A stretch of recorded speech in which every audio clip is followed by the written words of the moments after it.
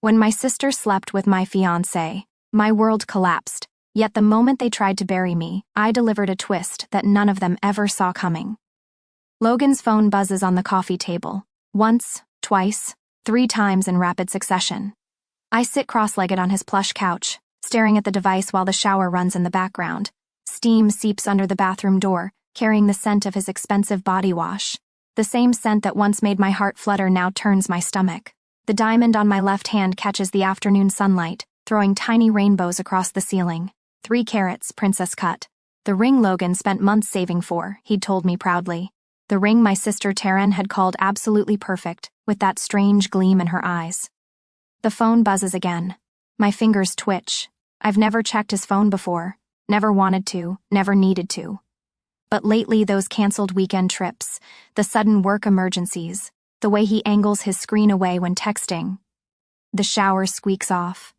I have maybe 2 minutes. My hand trembles as I reach for the phone. The passcode, my birthday, unlocks it instantly. The message preview makes my blood run cold. From Tan, miss you already, baby. Still taste you on my lips. More messages flood in. Photos, words that burn my eyes. My own sister's name above explicit promises about their next meeting. I can't breathe, can't think.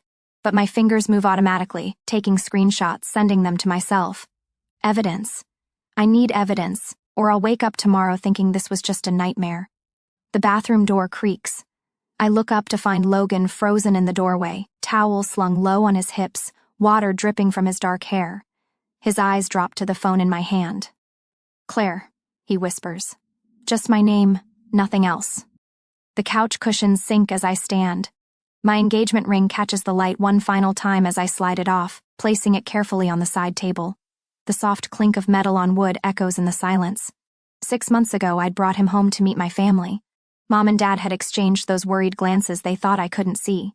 But Taryn had been so interested, touching his arm while laughing at his jokes, letting her hand linger when passing him dishes at dinner.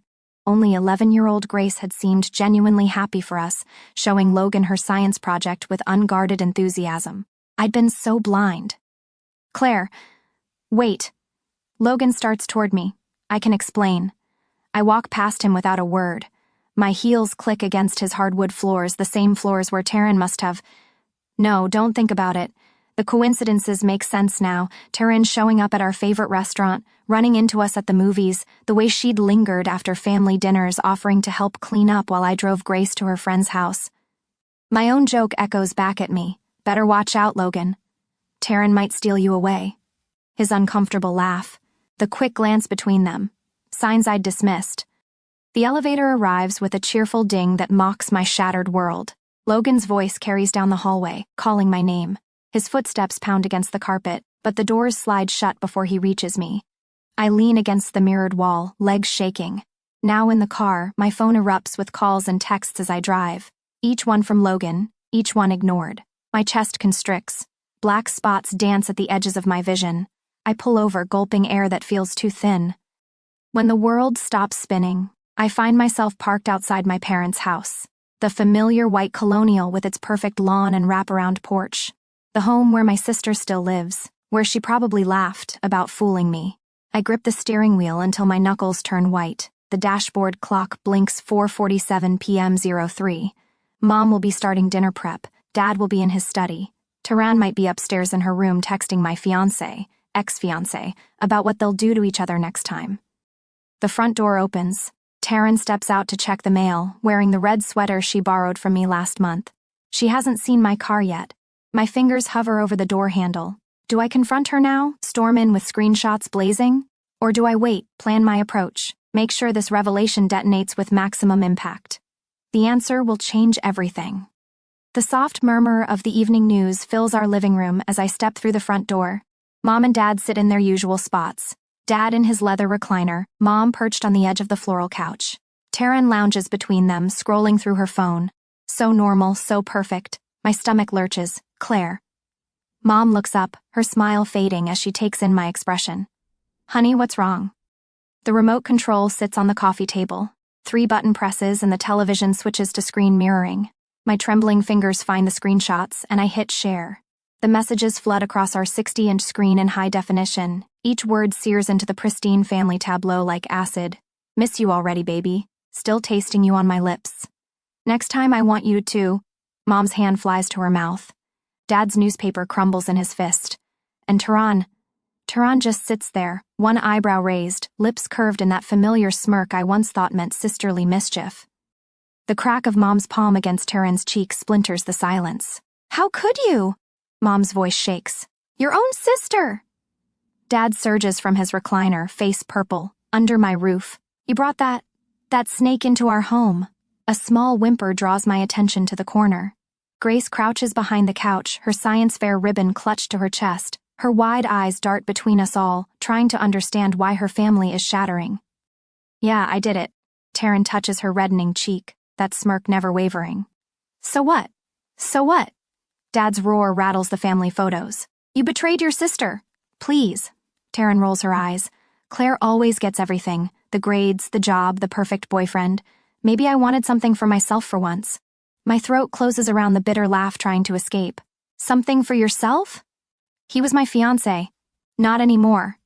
Her gaze drops pointedly to my bare left hand. The next 48 hours blur past in a haze of slammed doors and tearful phone calls. Mom trying to reason with Tehran. Dad threatening to call Logan's employer. Grace slipping notes under my bedroom door saying she still loves me. Then comes the family dinner Mom insists we all attend. Something about healing and moving forward. I push peas around my plate while Tehran picks at her chicken. I have an announcement, Tehran says suddenly, her voice ringing with false sweetness. I'm pregnant with Logan's baby. My fork clatters against china. Mom's face crumples. Dad's hand trembles as he reaches for his water glass. You're sure? Mom whispers. Tehran nods, one hand sliding to her still flat stomach. 8 weeks. Logan and we're going to make it work. The old family portrait above the fireplace catches my eye. All of us in white shirts and blue jeans, Tehran's arms slung around my shoulders. My teenage smile beams back at me, unaware that the sister squeezing me so tight would one day squeeze the life from my heart. Claire, Mom starts, her tone shifting to something careful, practiced. I know this is difficult, but what? The words scrape my throat. But she's family? But she's having a baby? We can't abandon her now? Dad won't meet my eyes. She needs support, medical, care. I found the doctor's number on your notepad this morning.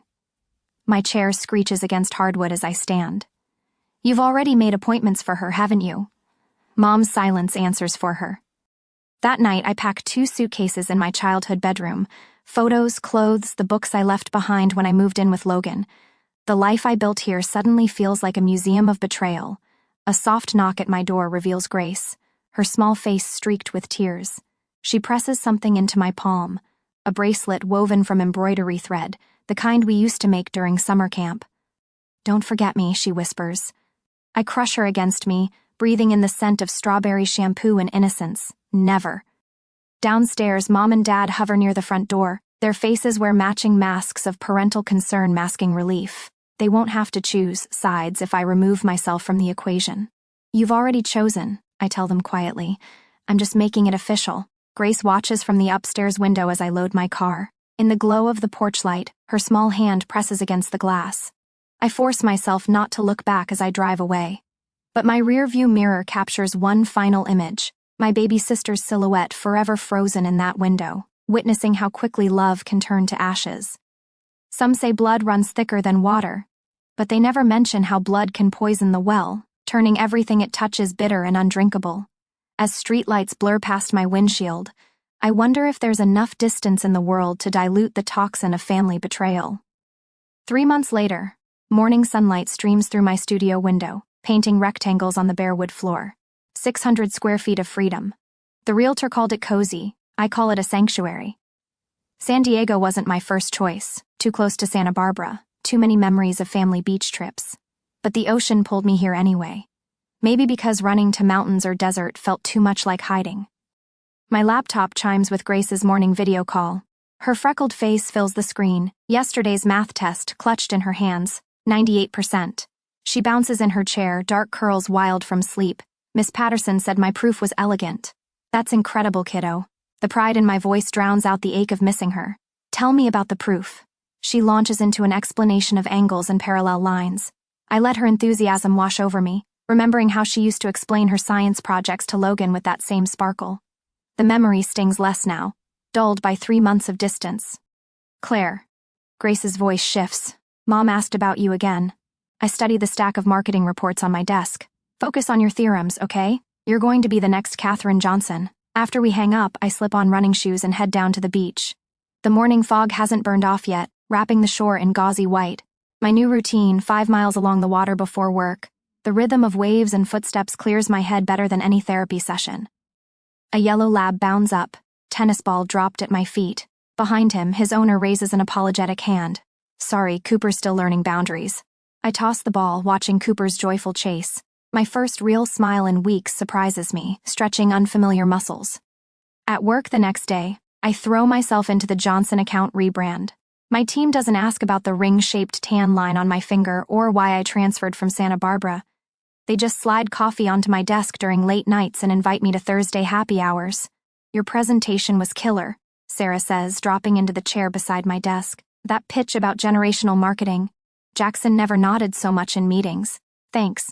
I close the folder containing Dad's last birthday card tucked between market research reports. The client demographic reminded me of my father.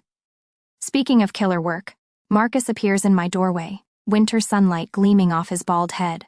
How does our newest senior marketing strategist sound? The promotion announcement feels surreal. 3 months ago, I could barely get out of bed. Now I'm climbing the corporate ladder, proof that forward motion is possible even with a shattered foundation. That night, my new work family insists on celebrating. We crowd into a corner booth at La Maria, wine flowing as freely as conversation. For the first time since the betrayal, laughter doesn't feel like betrayal. My phone buzzes. Grace's contact photo appears, her gap-toothed smile from last Christmas, probably calling to congratulate me after seeing my LinkedIn update. Dad died, Claire.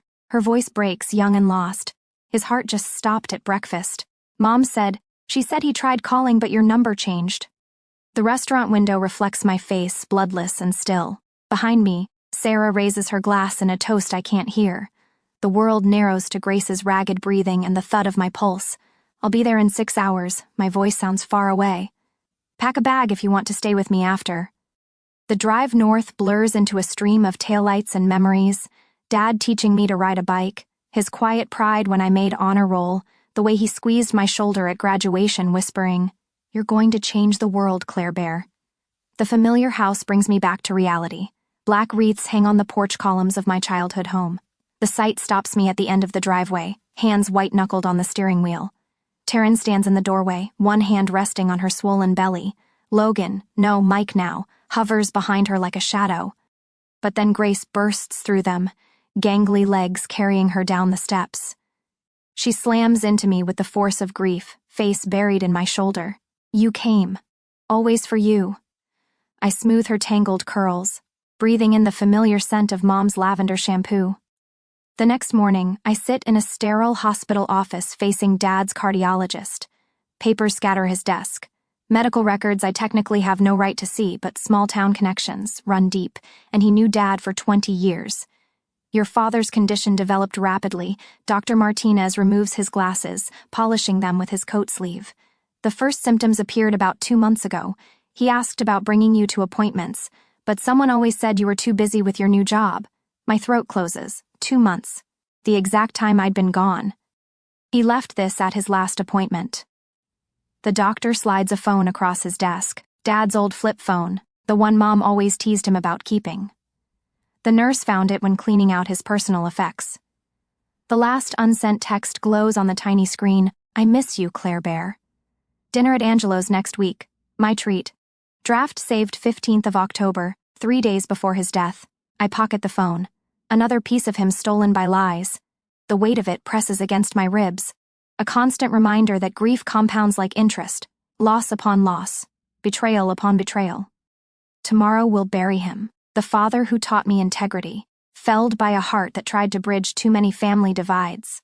The man who wanted one last dinner with his daughter but let others silence his voice.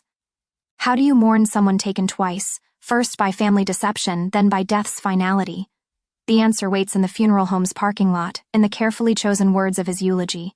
in the weight of decisions yet to come. But for now, I sit in the gathering dark of the doctor's office, clutching a phone full of unsent love, learning that even the strongest hearts can break in silence. The next day at the funeral, the wooden pews of First Presbyterian creak beneath shifting bodies. Whispers flutter through the air like autumn leaves, carrying fragments of phrases that slice deep. Family drama, such a shame, that poor baby. I sit alone in the back row, hands folded in my lap. The morning light filters through stained glass, painting the sanctuary in jewel tones that mock the darkness of this moment. 3 rows ahead, DDB Taryn leans against Logan, or Mike as he calls himself now. Her black dress stretches tight across her swollen belly. Mom dabs at her eyes with a monogrammed handkerchief, the same one she used to wipe my scraped knees as a child, back when family meant safety instead of betrayal. Grace fidgets beside her, tugging at the collar of her black dress. Our eyes meet across the space between pews. Her small shoulders straighten. The minister drones about eternal rest and loving families. I close my eyes against memories of Dad teaching me to ride a bike, of Sunday morning pancakes shaped like Disney characters, of the proud smile when I graduated college. All the moments Taryn and Mom kept from me at the end. A rustle of fabric, small feet padding across carpet. I open my eyes to find Grace sliding into my pew, her chin lifted in defiance as Mom hisses her name. She takes my hand, her grip fierce and warm. "You shouldn't be alone," she whispers. After the funeral, we gather for the final will and testament revelation. The law office feels like a tomb. Dark wood panels absorb what little sunlight filters through Venetian blinds. Family photos of the senior partners stare down at us, generations of successful men in expensive suits passing judgment from their frames. Mom perches on the edge of her chair like a bird ready for flight. Taryn sprawls in hers, one hand resting on her stomach. Mike's fingers drum against his armrest, his wedding band catching the light. The same ring that once belonged to Logan Marshall now marks Michael Preston and his new family. I choose the chair farthest from them. Grace becomes a protective barrier between us. The leather portfolio in my lap holds resignation papers for my job in San Diego, lease termination documents, a one-way plane ticket back to California. After this, I never have to see them again.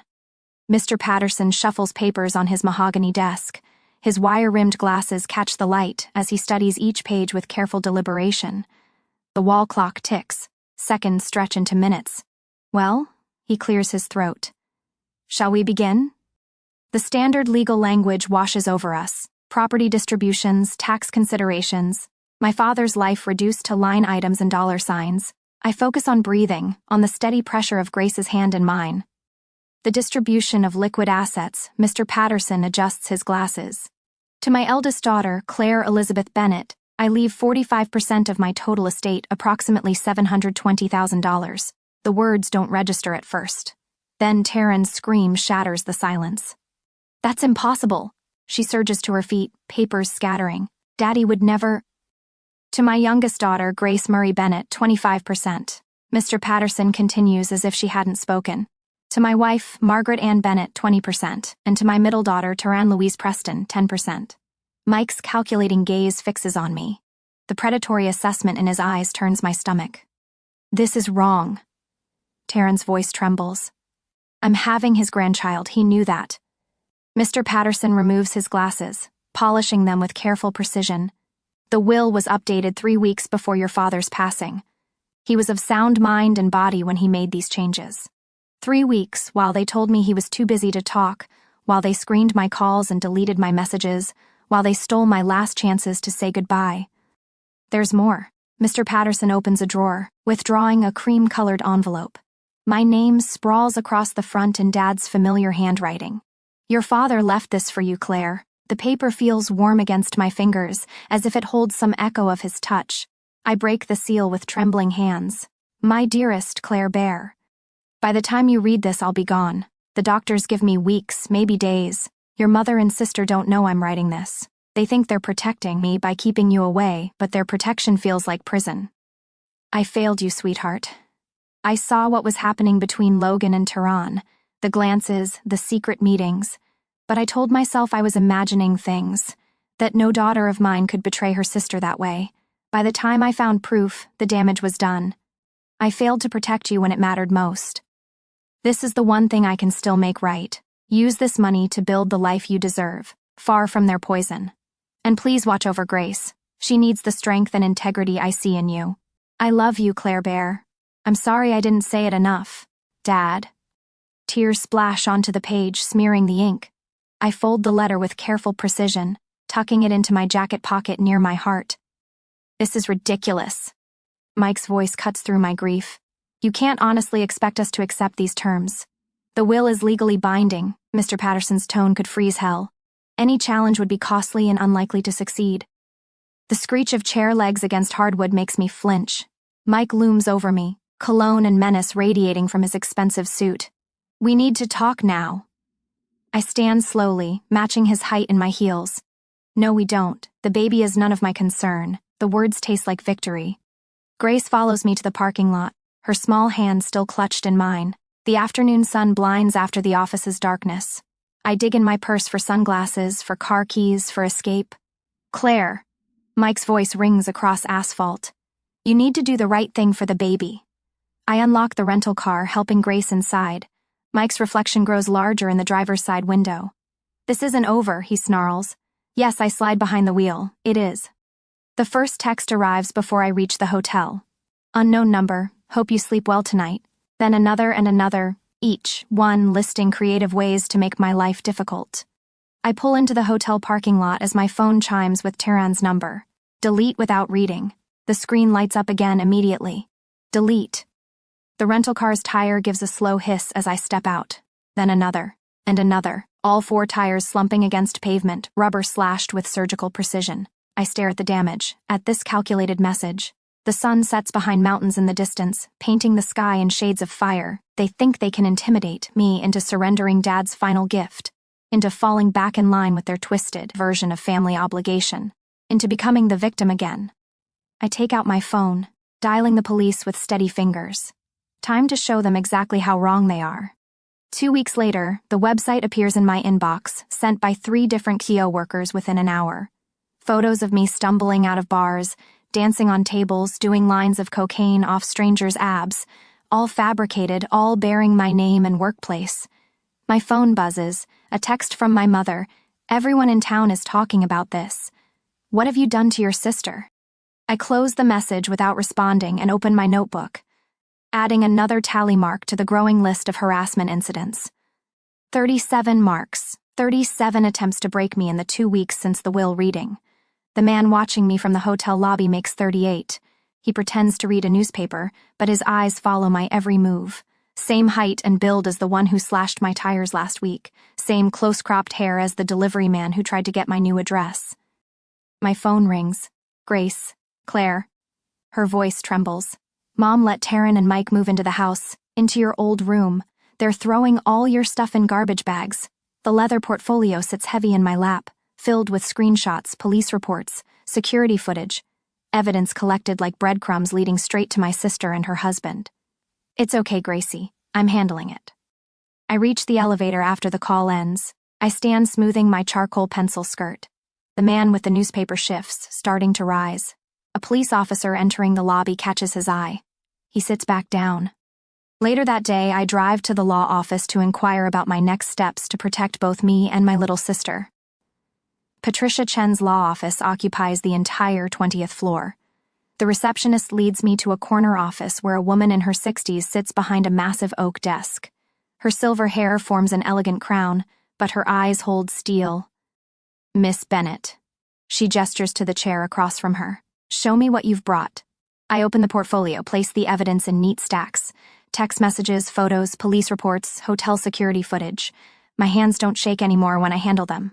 38 incidents in 14 days, I say, all traceable to my sister Taryn Preston or her husband Michael Preston. Patricia studies each document, her expression unchanging. When she reaches the hotel security footage showing Mike's connection to my tire slashing, she removes her reading glasses. You've been thorough. Most people crack long before gathering this much evidence. I'm not most people. No, she smiles slightly. You're not. The restraining order takes effect within hours. My mother's signature on the witness statement carries weight in our small town. She might enable Taryn, but she won't commit perjury for her. A week later, I exit the courthouse into weak autumn sunlight. Dead leaves skitter across the steps, and the air holds the sharp promise of rain. A shadow falls across my path. This isn't over until we get what's ours. Mike's breath fogs in the cold. Family takes care of family. Step back, sir. Officer Roberts appears at my elbow, hand resting on his belt. You're in violation of a restraining order. Mike's sneer falters. I'm just talking to my sister-in-law. Former sister-in-law, I correct, and you're within 50 feet of me. Officer Roberts, I'd like to press charges. The handcuffs click like music. That same night, my hotel room door buzzes at midnight. Through the peephole, I see my mother wringing her hands in the hallway.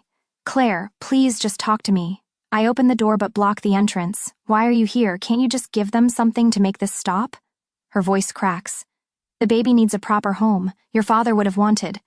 Did you ever ask them to stop hurting me? The question hangs between us like frost. Mom's mouth opens, closes. That's what I thought. I start to close the door. Wait, she catches the edge. I never meant, I just didn't want to choose. But you did choose, Mom, every time you looked the other way, every time you told me to keep the peace, every time you chose Tehran's drama over my dignity. The first tears I've seen on my mother's face in years carve silent tracks down her cheeks. I enabled the wrong child, didn't I? I don't answer. I don't need to. The next morning, Mike's arrest makes the local news. Hotel security footage shows him attempting to access my room at 3 a.m., violating the restraining order twice in 24 hours. The reporter mentions his previous assault charge from college, the one Tehran swore was a misunderstanding. Tehran launches a tearful Facebook campaign about her cruel sister abandoning family during her pregnancy. The comments fill with links to police reports and court documents. The screenshots of their affair surface. Public opinion shifts like the autumn leaves outside my window. I say nothing, post nothing. The evidence speaks clearly enough without my voice joining the chorus.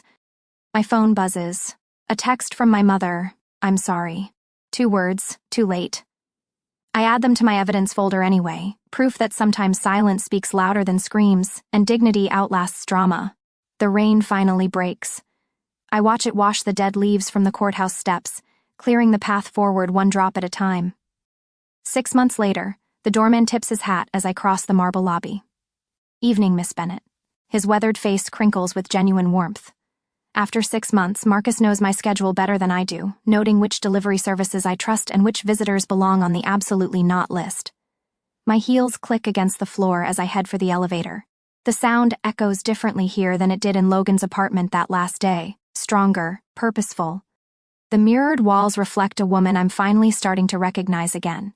The apartment welcomes me with afternoon sunlight streaming through floor-to-ceiling windows. No family photos crowd the walls, no inherited furniture weighs down the rooms.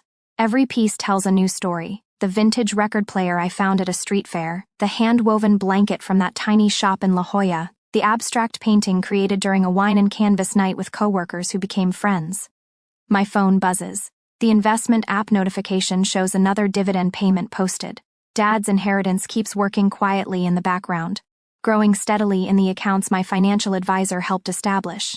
Not that Tehran knows this. She still thinks I donated everything to charity despite her. A key turns in the lock. Grace bursts in, weekend bag slung over her shoulder, long brown hair escaping its braid.